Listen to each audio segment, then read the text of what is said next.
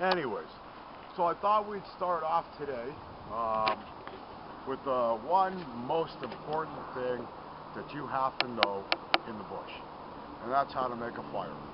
And as you can see, there's lots of snow.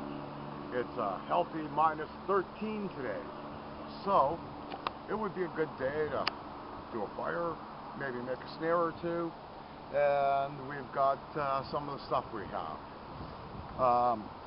The first pile here is our first stage tinder, which we picked just from the dead leaves over there. We've got our smaller tinder that was picked up off the ground, or off the trees. So, all right. We're going to clear a little bit of the snow out of here. Good thing I got my big thermal long johns on.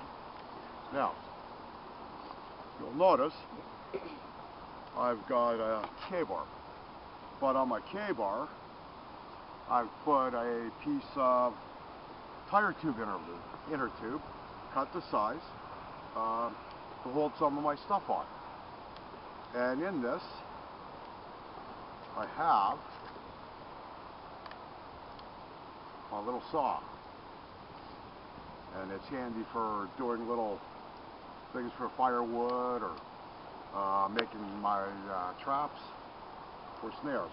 But more importantly, I carry a small fire kit. Okay.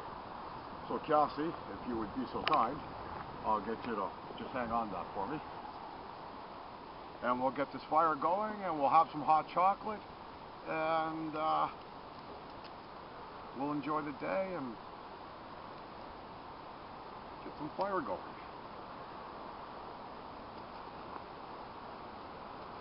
Okay, y'all know I'm a smoker, so you know what? We ain't going to use a light. So what I have here is this little Ziploc.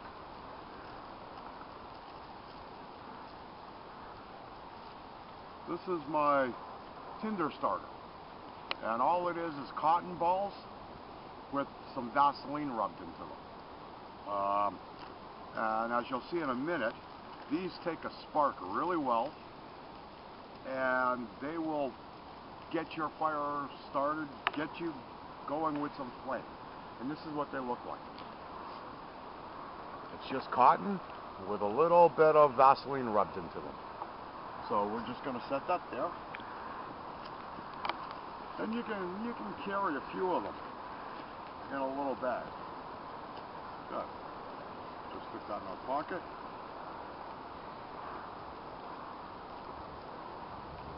Okay. Next, we have what's called a little ferro rod. And it's just a little bar of, I guess, flint and a piece of hacksaw blade that when it's struck makes spark. Okay, so with these items we're going to get a fire going. Now the most important thing is getting that first stage fire going, and that's to get the flame going. And for that we want to make what a lot of people call a bird's nest. So we'll get our bird's nest made, and this should be some of the driest material that you can find. Grass, leaves, whatever you can find. Fluff, anything that would possibly take a spark and get your fire going. So we're going to take our cotton ball, which is going to get us flame.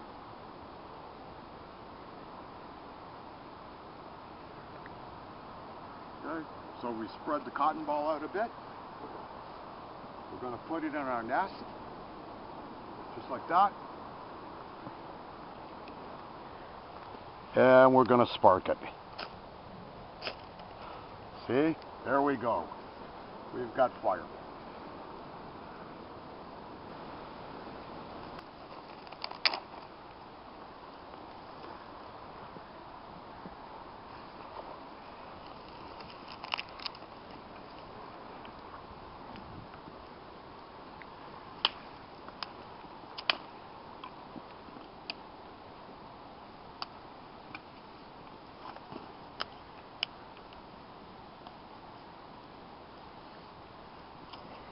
and we have fire. And this is one skill that you should be able to do with your eyes closed. The dead of winter, freezing, night, rain, it doesn't matter. If you can get a fire going, then that's 90% of your battle right there. Because with fire, everything else is all right. I mean, even at the worst case scenario, you cannot get a shelter. At least you can get that fire going. In a place like this, you can lie down some browse, or as you can see, there's not too many coniferous trees around. But you can, take some of this grapevine, shake it off, put it in and make a mat here. Sit on it. Anything to keep yourself up off that ground. Because once you're on the ground, it just sucks the cold just sucks everything right out of you. But as I said before, we get that all-important fire going, and at least we have that, and that alone will keep us from freezing to death. We're back again. We've got our fire still going. Got some water on for hot chocolate. But I just wanted to take a moment to say, in an environment like this, you're going to get a lot of wet wood, and wet wood translates into smoke. Now, depending on what type of situation you're in, whether you want to be found or not, and someday in the future there may be a situation where you don't want to be found. Now, our fire now is smoking a bit, but as it gets going, we're adding dry wood to it. And dry wood translates to no smoke. Had we built this fire, say under some overhanging bushes, or a pine tree, or a cedar or something of that nature to spread the smoke out, a fire like this would be almost invisible. We're back. We've got our hot chocolate made. Eat the mug. Unbelievable.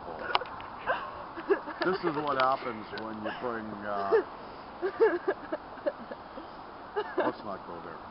Anyways, we're back again. We've just made our hot chocolate. We're enjoying the winter day. And we wish you all were here with us. But, well, I guess you guys just didn't get the memo.